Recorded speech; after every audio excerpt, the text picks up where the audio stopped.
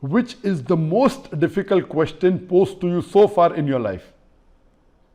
This is the question. This question, which is the most difficult question posed to you so far in life, is the most difficult question in my life. Yes, there have been difficult questions. I can narrate many. As far as the most difficult question is concerned, because it's not a very common question, I will never tell it to the masses, to the public. Because such questions are so difficult, so attacking, and if it's not common, why should I make it public? Alhamdulillah, I have the answer, and Allah helped me. It's through Allah's help I got the answer. This I only discuss with the scholars and the fuqahas. And I asked them, what is the answer? And I've asked this to maybe 50 or 100 people who are scholars and people of knowledge. And unfortunately, the most difficult questions have not been answered because of the intricity, not because of the knowledge based, it is the intricity of the question.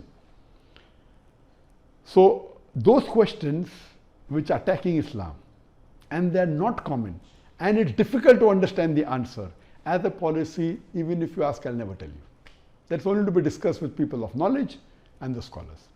Yes, there have been many questions which are tricky. Many questions which may require logical answer, nothing to do with Islamic knowledge. And there are many. I'll just give one example to you. I don't say it's the most difficult, but it was a tricky question. And I remember, I think it was in the year 2014 or somewhere close to that in Dubai. After my lecture in Dubai, there were about 15,000-20,000 people in the audience. There's a lady who's a non-Muslim who asked me a question. And she said, Dr. Zakir, you often give the example of why a Muslim lady should do hijab, and you ask the question that if two twin sisters who are equally beautiful, one of them is wearing the Islamic hijab, complete body covered, except the face and the hands up to the wrist, and the other twin sister, she is wearing the Western clothes with mini skirts and a low neck, and if both of them are walking down the streets of Dubai, and if there is a hooligan, if there is a ruffian who's waiting to tease a girl, which girl will he tease? And you ask this question. And yes, I have given this example and I've asked this question since the early 90s when I gave the talk of women's rights in Islam the first time in 1993. Since this time I'm asking a question. And I've asked this question in public forum that which girl will you tease? And always the answer has been, but natural, the girl wearing the Western clothes in mini skirt or low neck because she's attracting.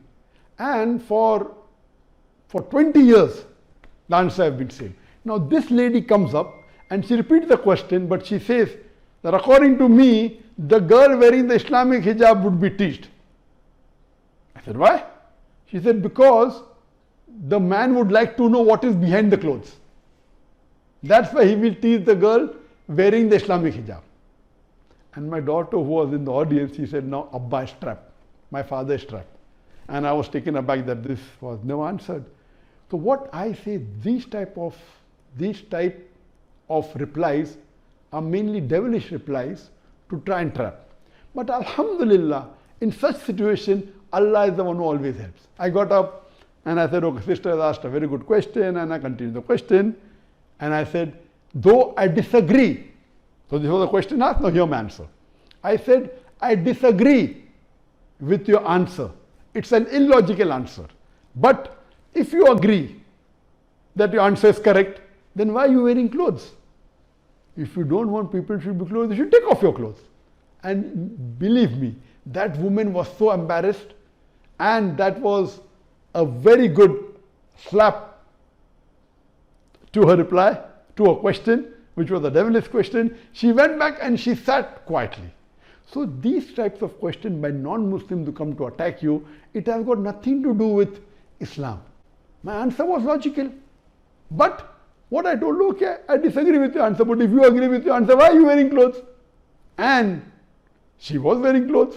I said, why are you wearing clothes? And so these type of questions, the answer should be with hikmah.